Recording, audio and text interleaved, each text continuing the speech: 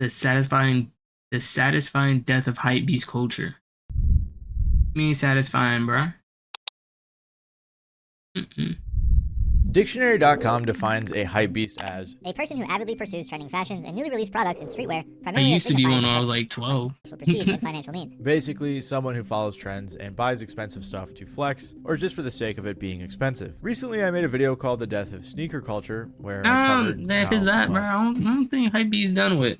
sneaker culture kind of fell apart. And one of my main Bro, reasons that- this bro, happened where's was that because kid at hypebeast now? infiltrated the market, jacked up the prices, and kind of ruined it for everyone. Aside from a few references, I didn't really dive into the overarching hypebeast culture that went hand in hand with sneaker culture. Because trust me, it was about more than just sneakers. Bro, that hoodie, bro. Supreme really made a would kill for that hoodie. Look at this shit. Apparently, it would cost like I remember $7 watching this million guy to like build an average back size home then. with these. Oh my These God. figures retail for $6,000 US, though have recently fetched around $50,000 to $100,000 US at auction. They wait in line for I used to 3 or 4 want days now. so For bad what? when I You're was probably younger. gonna freak out when I show you what they're waiting for. Please do. Yeah, shovels, bricks. Shovels and bricks. We can only thank Supreme for making this their new shovel. So how did brands like Supreme have people paying hundreds for a brick? Or how did brands like Cause have people spending thousands on, I guess, toys for adults? I mean, nowadays, it's almost like no one cares about a lot of the traditional hypebeast brands. So how did what was once a derogatory term turn into something people proudly proclaimed? I don't wake up every morning and say, hey, how can I do something hypebeast today? Oh How my can I gosh, be a bro, bigger this guy, hypebeast?" he's looking at this guy. He's bringing me back memories. I used to watch this guy like, oh Than my I was gosh. yesterday. Unlike the sneaker video, in this video, I'm more interested in what drove an entire generation of people to spend thousands of dollars on Off-White clothes had niggas in strictly a because they chokehold. were It popular. was Off-White, Supreme, Vape, Easy. What else? Oh. Look at the back. And while this super big hypebeast era may be over, I'd argue that it never died. In fact, never I gonna think that die. it's still around today, It just is. in a different way. It's archive fashion. It's just, it's archive fashion. Just, that's our modern days hypebeast, archive fashion. And to understand all of this, we have to understand where the hypebeast came from. Streetwear as a That of Supreme is number 9. Wait, them niggas had a collab. fashion genre typically dates back to the 80s with the creation of Stussy, widely being considered the original streetwear brand. However, a lot has changed from then to now. California's Sean Stussy only ever started his brand because he got into the habit of making shirts for his friends, featuring his iconic graffiti signature. It's not in every store on the block, you know, so people still really want it. I never really got into Be in a lot Stussy, more bro. stores and be like a big thing that was doing like double the amount of sales of the stuff. But then, you know, you guys wouldn't be here wanting to talk about it, and all my homeboys wouldn't want to wear it because everybody else did. So there's really a fine line and a natural like growth pattern to it. Frank and I never were like big shot kind of want to be greedy guys. We've really like tried to like be true to ourselves and like have it from the soul more and not like say yes to a bunch of money. But since then, the relatively underground fashion genre has spawned a bunch of subgenres which include the hypebeast, which is often categorized as a specific, highly brand-driven subgenre of streetwear. The success of streetwear can be attributed to the power of youth movements and counterculture. Back in the early 2000s in online fashion forums, the term hypebeast was actually used as a derogatory term. And for a long time, being a hypebeast was a bad thing, especially since individuality was the was coolest thing prized in ever. those days of fashion, and many at the time viewed being a hypebeast as the opposite of that. Like many online terms though, as hypebeast began to gain traction and grow in notoriety, the meaning behind it changed. A large part of this is thanks to the blog site called Hypebeast. Kevin Ma, who started the brand, said, "The term hypebeast had a negative connotation when we first used it because it meant that you were just following hype. And I thought it was funny to use this name. I don't be didn't doing think about that. it too much." Nowadays, hypebeast can mean a lot of different things for different people, but this would continue to evolve. Remember Stussy? Well, they're not only one of the first streetwear brands, but they also played a major role in spawning some of the big brands we know and love today. And I'm not talking just subtle inspiration here. James Jebbia, the founder of Supreme, worked closely with Stussy before launching his own brand. From 1991 to 1994, James partnered with Sean Stussy to help run and establish the first Stussy store in New York City. He applied the tribe mentality and drop model learned at Stussy to build Supreme. When a lot of people think of the Hypebeast era, Supreme is often the first and most iconic brand that comes to mind. What started as a small skate shop in New York became one of the most famous clothing brands in the world. However, at first it wasn't even a fashion. I still have it. It was a simple store made for skaters with a big open space in the middle, so people I wore that shit yesterday, actually. The first collection stuck to the basics, including t-shirts, hoodies, and hats. It was nothing fancy, but it was very real to the skate culture of the time. And one of the smartest things Supreme did was keep their drops limited by only releasing a small number of each item. Things sold out quick, which made people want them even more. This concept helped create the sense of hype, leading to excitement and then even competition. Fans started lining up for hours and even days before. Never did that. I was like Supreme 12 made when shopping shit, feel like when a game. You had to be quick, I know lucky, I and fucked with it dedicated, heavy, and that made every single product. And I think that's where I started from. And that's where it started from. Oh shit, is crazy. Because niggas 19-year-olds that back then are into hype beast. But now, since I'm these days now, it's archive fashion. So I don't know what I'm saying. Never mind, I take everything back. Basically, when a Hypebeast brand like Supreme announced an upcoming drop, a few different things would happen. And our Playboy Cardi's, no, their Playboy Cardi is our Osama son. Ooh, crazy how history repeats itself. Locations. Okay, so basically, their Playboy Cardi is our Osama son. Their Hypebeast and Supreme stuff is our archive fashion. And I'm on to some.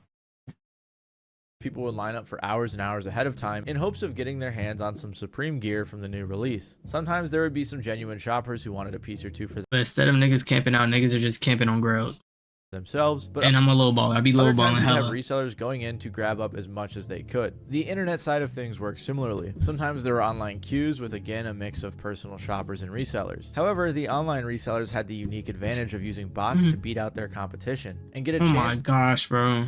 When I used to want to buy some shoes, bro, I never hit on the Nike app, bro. To buy everything first. They also sometimes would pay people to wait in line for them, but bots were definitely a more common practice. Regardless, as time went on, the already exclusive merch became harder and harder to get at a reasonable price, which inevitably became a worse and worse problem as time went on for the community, and I'm sure you guys can see how this eventually became a major issue. But it wasn't just Supreme that was rapidly growing into the scene. Bape was another brand that started popping up everywhere with their iconic ape head logo. From its origins in the streets of Harajuku, Japan, to its global reign in the realm of streetwear, Bape has been a very successul brand. But out of all this, one thing I can remember is the Louis Vuitton Supreme collab hoodie.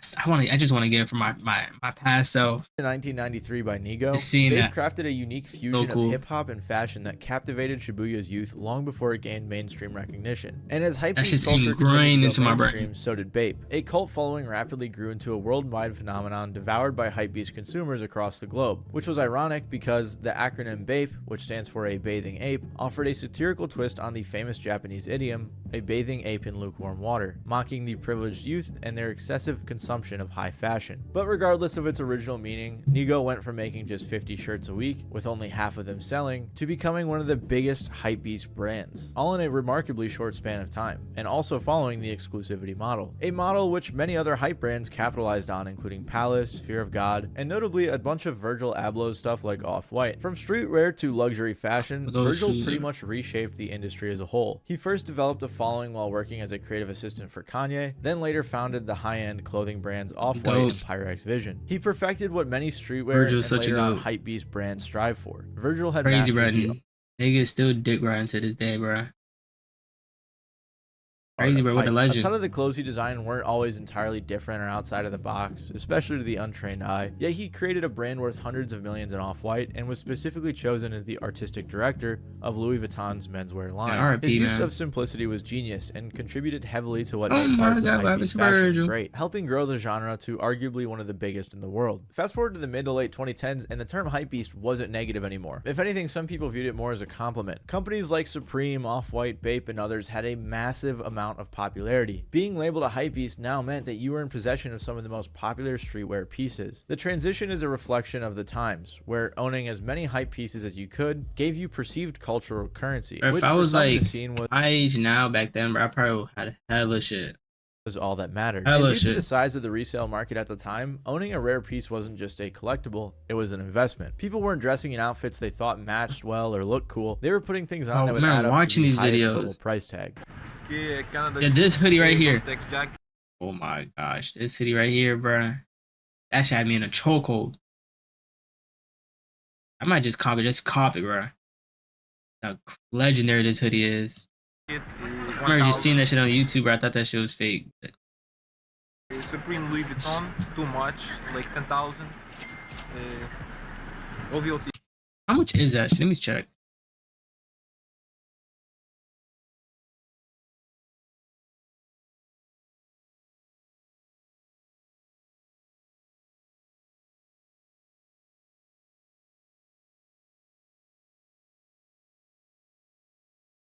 So slow.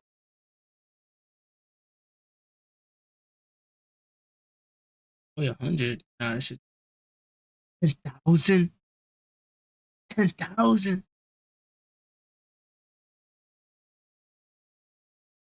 God damn. Yeah, I did remember being like hella expensive. Fuck. For one of these days, I'm gonna cop it, bro. One of these days. T-shirt. Bro, I'm gonna frame that bitch too. I'm not even gonna wear it. How legendary this hoodie is. Calabasas pants. I think that maybe that's what got me. I think this hoodie got me into fashion. 150. Off-white Jordans. One of the off reasons. scam, still 1,500.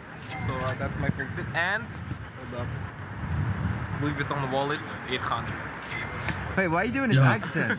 I just realized you were speaking like this. And this is where things started to You get got a a fake little accent? crazy. For the longest time, streetwear wasn't the mainstream style. That was until the hypebeast came around, which are exactly what they sound like. Dude, People this is the interested in shirt, but I'll show you.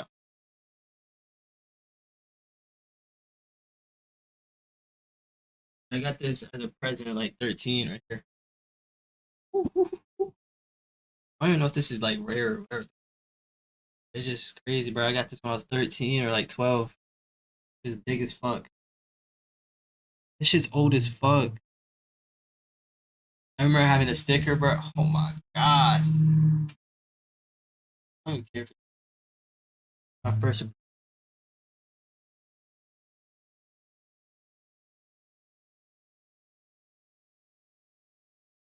Good, bro. I really wanted Supreme back then. Never got a box logo, man. Wait, did I get a box? Did I? No, I never got one. certain Yeah. brands just I'm older because now, I there's a can buy lot if I of want hype to. surrounding them, only buying things following trends to appear cool or fashionable. And don't get me wrong, there was definitely some cool fashion that came from that era, but in general there was definitely some major problems, especially considering that streetwear was originally made for the people and was now instead being made for the rich and the reseller. A massive part of the emergence and mainstreamification of the hypebeast style can be attributed to social media and the internet. Supreme began to get really popular. Then later on during the hypebeast era's peak, you had every single SoundCloud rapper repping the brands, and then you also had the clout rappers too, you know, people like Lil Pump I was flexing a everything. big Lil Pump fan. No, I was a big Ski Mask fan. He had a Supreme bike, I think, or like a tricycle. On top of this, there's I wanted a Gucci hoodie, bruh. creators that made being a hypebeast a major part of their own personal brand. For example, think about Rice. This nigga was everyone a else in demon who with a at the time would be seen in something Supreme, Bape, or Off-White, or just hypebeast merch in general. Nike collab, I think these are I wanted these shoes so fucking bad. pretty expensive. 1,000. We are here in my closet, and I have some explaining to do. As you guys all know, I would watch these. Oh my god, he was the reason I wanted that fucking Supreme LV hoodie. Keeps getting $800. I'll just start from top to bottom. Yeezy Red Octobers, Fragment 1, Off-White Nike. White Yeezys that are actually dirty because I actually wear them. Yeezys, more Yeezys, more Yeezys, more Yeezys. Off-White Air Maxes, and more Yeezys. Even this Fizz nigga Adapt was had his a car wrapped demon. in an Off-White branding. And there was even more direct people like Supreme Supreme Patty. who honestly might not have been the best representative for the brand, but regardless, he made it a part of his name and even tattooed it on his stomach.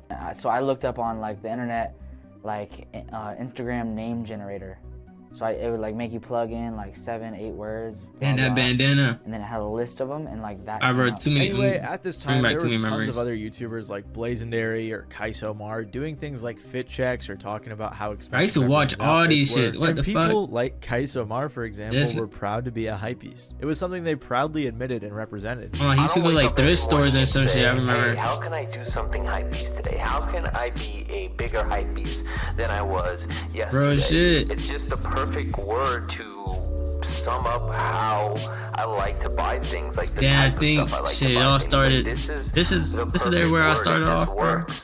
All But downhill. I feel like it's time to move on. I feel like the hypebeast era is.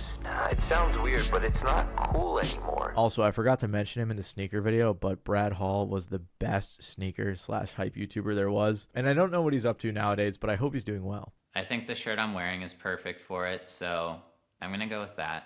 So that's my perfect outfit. I hope to see a lot of other people wearing That's exactly crazy. I think this. my dad had like hella Yeezys and Human Races, bro. I assume I will. I used to wear them. No, I didn't wear them. It was not my really size good yet. look. But hypebeast fashion wasn't limited to just musicians or influencers. Pretty much everyone that could get their hands on it was wearing it. And all this big name representation led to a ton of momentum in the culture. Supreme started collaborating with other big brands like Nike, North Face, Louis Vuitton, and even Oreo for some reason. These connections and others like them helped expand Supreme and the entire hypebeast genre into the mainstream. Instead of being a niche subculture in the skating community, hypebeast brands were seemingly everywhere. And this is when hypebeast fashion as a genre really took its form as a distinct style. This is when I think streetwear got Pinterestified and diversified. What I mean by this is that before the mid-2010s, the idea of styling at the height of hypebeast fashion was pretty non-existent. See, bro, that hoodie, You bro. might disagree with me and think that your outfit Need from that. 2016, where you combined a Supreme BOGO t-shirt, some ripped jeans and Yeezys, was a very well thought out stylistic expression of your individuality or whatever, but at least the way I remembered that era is that the most revered outfits were either ones made up of matching clothes from the same drop, you know, Gully Guy Leo core, or just piling on as much expensive loud clothes as possible, the modern hypebeast.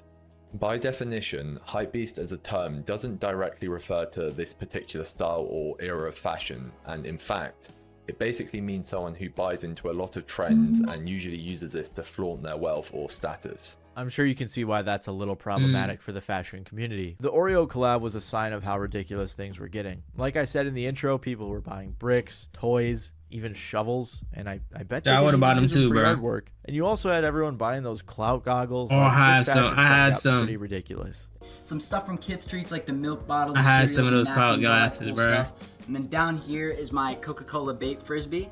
Over here is my little Bape Play mini figurine with a Palace hat. Some more Palace accessories. I actually don't really mess with Palace like maybe a lot of people think I would. Accessories were one of the main ways people like me who didn't have any money could participate. I used to- maybe I used to have couldn't a Thrasher afford shirt, too. $1,000 Supreme shirt, but I could maybe squeeze out $100 for a Supreme headband. And people were buying these overpriced things like a bag of cereal from Kith just to have an item with a popular brand's name on it. To a degree, Shit, I I don't think I blame 'em. understand why people were acting this way. I was like 15 at the time and I wanted these cool hype items like anyone else did. I was pretty easily influenced by what everyone around me was doing, and for a couple of years I really wanted to look like my favorite artists or influencers or whoever else. Honestly, I think I still have a Bape headband somewhere too. Regardless, what I'm getting at here is I think this trend was in general driven by a lot of young people just looking to fit in. Young people who didn't know they could go to a thrift store and find a really cool fit for under $50. People that didn't understand that brands don't matter unless you personally really like Yes, that they brand. do. Until they Sad inevitably now. grew up and learned these things. I remember the first time I went thrift shopping and I realized, what am I doing looking at these, $1,000 Hanes shirts? It's ridiculous. In 2018, a Redditor named Sphinx posed the question, is being a hypebeast actually so bad? Another named Scourge responded, Our saying, modern day "If you're waiting in hypebeast line is a to nigga pay that buys outrageous archive." prices for things that brands tell you Yep. that you Saying it, bro. Our modern day hypebeast is the niggas that buy archive. need to Yeah, have I'm in order niggas, to bro. stay relevant while actually having no personal style of your own, then yes, I'd say Is there a word for that or not? Archive beast? Archive beast? it's a bad thing. In response, Sphinx said, yeah, that's my point. It's a derogatory term. So if the nature of streetwear is to not give a fuck and wear whatever you want, then what's wrong with being a hypebeast? And then Scourge made a great point saying, the nature of streetwear isn't to not give a fuck about what you wear, it's about counterculture and being creative about what you wear, rather than adhering to a MFA uniform, which all flies in the face of worshiping a brand just so you can show off hype clothes. This back and forth really explains the mindset that a lot of hypebeasts had and the mindset that a lot of anti-hypebeasts had. For example, remember the original meaning of BAPE that I mentioned earlier, which mocks the privileged youth and their excessive consumption of high fashion? Well, this may not apply 100% to every streetwear / hypebeast brand. In general, I think it encompasses the counterculture vibes that a ton of these brands were built on. And it's hard to be counterculture when you've now become the mainstream culture. But it's not like becoming popular in itself ruined the booming fashion subgenre. If anything, that statement at surface level couldn't be further from the truth. However, it's the newer members of the community that really ended up being the ones that heard it. A lot of young people in particular got into hypebeast fashion, not for the fashion part, but for the hypebeast part. They didn't care about what styles actually looked good, they just cared about how much their fit cost. It is undisputed that the younger generation is generally more prone to impulsive decisions and swings of emotions than the older population. Hypebeast brands like Supreme exploits this specific characteristic of the audience to ramp up their sales. This caused a lot of issues like terrible fits, scarcity beyond its original intention, I wish I still had that bag, giant prices on the aftermarket. Hypebeast culture and consumerism pretty much started to kill streetwear. A ton of iconic streetwear brands were originally independent clothing labels founded by and for underground sub-communities and subcultures. And the Hypebeast era flipped this on its head. Now these clothes were for the rich that could afford it, or the resellers that had bots and could snag them up before anyone else. But thankfully, this wouldn't last forever. Resellers, scalpers, and hypebeasts really seem to be the ones that cannibalized themselves and killed this era. Reselling has a lot to do with the negative connotation many associate with streetwear.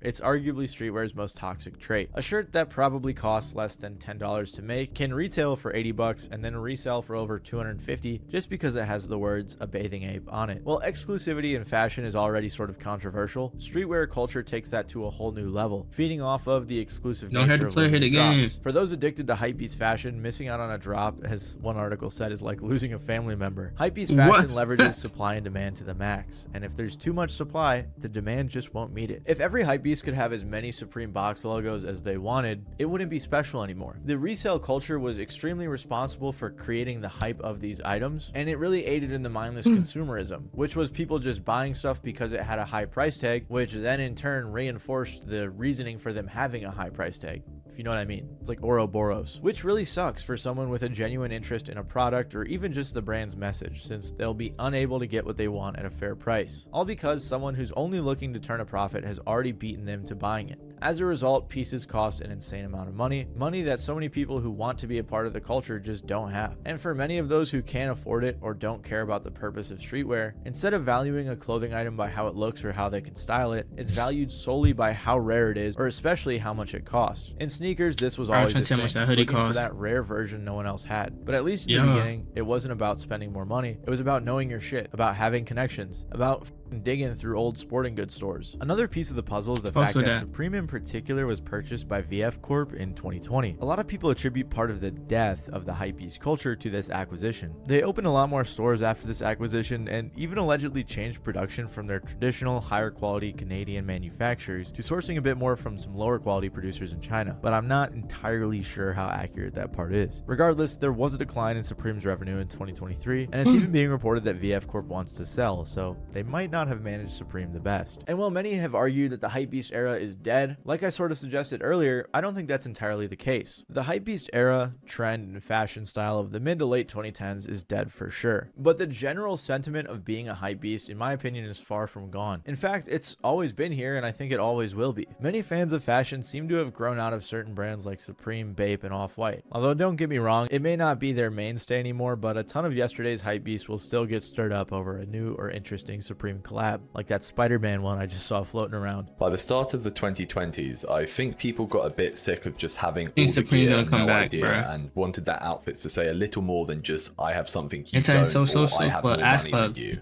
This is around the time I think Hypebeast started to diversify into different areas of fashion. Some people switched out the BAPE hoodies for Stussy 8-ball fleeces and started to favour Birkenstock Bostons over Yeezys, and essentially began TikTok micro trend hopping. But now at least there was some attempt to style an outfit. even if it was just the sandwich method or exclusively wearing earth tones. However, nowadays, it seems popular streetwear fashion has shifted away from super flamboyant colors to more minimalistic and neutral tones. And a big thanks for that goes to Kanye, amongst others, like Cardi, who have popularized the Rick Owens and Chrome Heart's almost modern gothic type style. These are kind of what you could call today's Hypebeast brands. Obviously, though, it's a significantly different industry around it. Chris Black, a brand consultant and co-host of the podcast How Long Gone, says, "I think that streetwear being a relatively affordable way to participate in consumerism as a young person is kind of what will keep it alive." He added on explaining that the community, well, different from the Hypebeast era, continues to rally shoppers. That sense of belonging guarantees that brands like Supreme and other newcomers like Fear of God Essentials will continue to succeed regardless of the era that we're in. I mean, even Labubus could be considered a Hypebeast item since everyone was buying them pretty much just because they were popular. The Hypebeast in its truest sense will never die, as there will always be people who want to dress I don't think I'm a Hypebeast because I don't be trend hopping. Look like and flex like everyone else on the internet. A lot of people force it instead of just being themselves, and that's just the way life goes. If you're curious, I fuck with having rare pieces.